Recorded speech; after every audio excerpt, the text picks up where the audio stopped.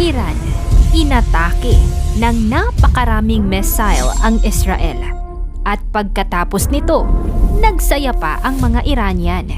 6 na buwan na matapos atakihin ng Hamas ang Israel. Isang panibagong hamon ang kinakaharap ngayon ng Israel nang sa unang pagkakataon ay inatake sila ng Iran. Amerika, nangakong handa silang depensahan at ipagtanggol. Anong nangyayari sa ating mundo?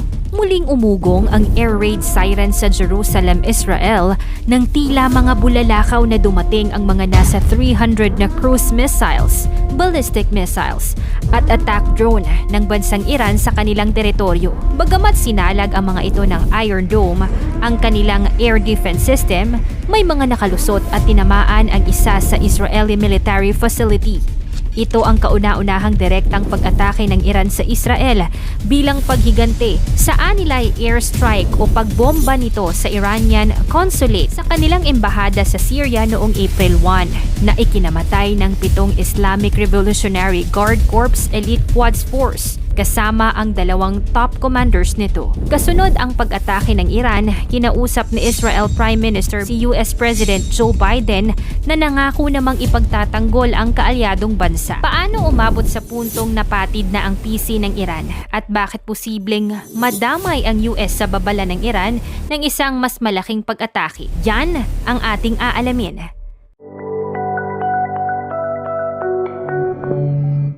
Ang tensyon sa Middle East ay umaakyat sa iba't ibang lugar at senaryo. Habang nagaganap ang giyera ng Israel laban sa Hamas sa Gaza, isang militanteng grupo ng Palestina suportado ng Iran sa pamamagitan ng financial aid at mga armas, merong nagaganap na palitan ng putok at labanan sa mga cross-border sa pagitan ng Israel at ng Hezbollah, ang militanteng grupo mula sa Lebanon at maging mga pag-atake ng Houthi militia ng Yemen sa Red Sea. Ang Hamas, Hezbollah at Houthi ay mga pinopondohan at sinusuportahan ng Iran. Ngunit nagbago ang ihip ng hangin noong April 1 sa Damascus, kung saan naganap ang highest profile killing ng mga Iranian military leaders sa loob ng maraming taon. Isang Iranian diplomatic building ang tinamaan ng airstrike na pinaniniwalaan nilang kagagawan ng Israel. Walang nilabas na pahayag ang Israel patungkol dito kaya isinapubliko ng Iran ang kanilang pagbabanta na sila ay gaganti sa Israel dahil sa ginawa nito. Dagdag pa nila, posibleng madamay daw ang US sa gyerang kanilang sisimulan. Ang depensa ng Israel at US. Simula April 4, may mga Israeli na nag-report ng GPS errors kung saan makikita sa mga mapa na ang Tel Aviv, Israel ay nakalocate na sa Beirut, ang kapitolyo ng Lebanon. Ang dahilan ng Israeli military, nais nilang buluhin o scramble ang GPS signals sa Israel upang lituhin ang direksyon ng mga missile at drones na posibleng pakawalan ng Iran. Upang bigyan ng clear path ang Iron Dome ng Israel, isinara nito ang airspace sa pamamagitan ng pag-cancel ng mga flights at dinisable ang GPS location services sa ilang mga lugar nito. Ipinatigil din ng kanilang gobyerno ang mga klase, maging mga pagsasama-sama ng hindi bababa sa 1,000 katao upang maiwasan ang posibleng pinsala at peligro sa mga mamamayan nito. April 13, Linggo, nang nadetect ng US intelligence at Israel ang mga ipinadalang drone at missiles ng Iran patungong Jerusalem, nagsimulang mag-operate ang Iron Dome system ng bansa habang isinapubliko naman ng US National Security Team na tumulong ang US sa pagpabagsak ng halos lahat ng mga drones at missiles na nasa ere pa lang. Naglalakbay mula sa magkabilang panig ng Middle East. Patunay dito ang mga US assets sa Caspian Sea, Red Sea, Iraq at Syria na matatagpuan sa gitna ng Iran at Israel na siyang nagpatumba sa mga nadetect nitong drone at ballistic missiles ng Iran at mga kaalyadong militanteng grupo nito. Kabilang na dito ang USS Carney, isang destroyer ship at itinalaga sa dagat upang depensahan ng Israel. Ang barkong ito ay kilala sa pagpapaatras ng mga Houthi at Hezbollah na mga proxy group ng Iran.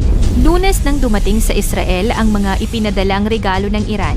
Ayon sa Israeli government, tumakbo sa bilis na 700 miles per hour ang airstrikes ng Iran. Ito ang nagbigay sa kanila ng sapat na panahon upang iligaw ang mga missile at drone sa direksyon o trajectory nito na di kaya'y patumbahin ito kapag nasa range ng kanilang Iron Dome system.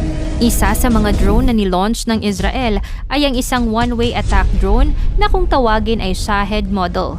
Ito ay isang uri ng drone na balot na mga pampasabog. Sasabog ito kapag tumama sa isang target. Halimbawa ay lupa o mga building. Kaya nitong lumipad sa layong 1,500 miles. Sakto sa kalkuladong layo ng Iran sa Israel na nasa 1,600 hanggang 1,900 miles at sa bilis na 100 miles per hour. Mabagal man ngunit mababa ang lipad nito sa ere, kaya naman mas mahirap itong ma-detect at ma-intercept. Ilang oras bago ma-detect ang drone at missile launch ng Iran, ipinagpaliban ni Biden ang kanyang bakasyon at bumalik muli sa White House upang kumonsulta sa kanyang National Security Team. Alam niyang aatake na ang Iran at dahil susuportahan nila ang Israel, kailangan nilang maghanda sa posibleng pag-atake din ito sa kanilang bansa. Ngunit hindi niya inaasahan na mabilis na kikilos ang Iran kesa sa kanyang kalkulasyon. Ang tensyon sa pagitan ng dalawang bansa ay nagsimula noong 1950s at nagpatuloy sa dekada 2000 hanggang sa kasalukuyan. Ang mga issue tulad ng programa ng nuclear ng Iran, ang mga pagsuporta ng Iran sa mga terorista na grupo sa Middle East at ang pag-atake sa mga Amerikanong tropa sa Iraq at Afghanistan ng mga rebeldeng grupo na sinusuportahan ng Iran ay ang mga naging sentro ng kanilang hindi paglalaban. Dahil dito, ang US ay nagpatupad ng mga pagsanib puwersa at mga parusa laban sa Iran, kabilang ang mga pang-ekonomiyang sanctions. Ang pag-atake ng Iran ay hindi lamang isang major escalation ng nagaganap na tensyon sa Middle East, kundi isang bagong hamon para sa administrasyong Biden. Dahil sa gabundok na death toll sa Gaza at lumalalang humanitarian crisis doon, hinihikayat na di umano ni Biden ang mga Prime Minister ng Israel na tapusin na ang gyera laban sa Hamas sa kabila ng pagsuporta nito sa bansa sa pamamagitan ng pagpondo sa mga military actions nito laban sa Palestine. Anya, malaki ang posibilidad na ang pag-atake ng Iran ay magdadala sa mga puwersang Amerikano na direktang ma-involved sa gyera ng Iran at Israel sa hinaharap. Hindi malinaw kung talaga bang sa Israel nagmula ang missile na kumitil sa buhay ng mga sundalong Iranian at pumatid sa PC ng gobyerno nito na direktang paulanan ng atake ang Israel bilang paghihiganti.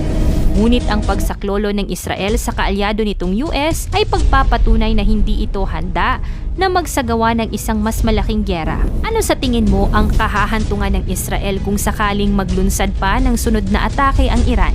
Patikim lang kaya ito ng Iran upang puwersahin ng US sa mga kilos ng Israel? I-comment mo naman yan sa ibaba at huwag kalimutang i-like at i-share ang video na ito. Hanggang sa muli mga kasoksay. Maraming salamat.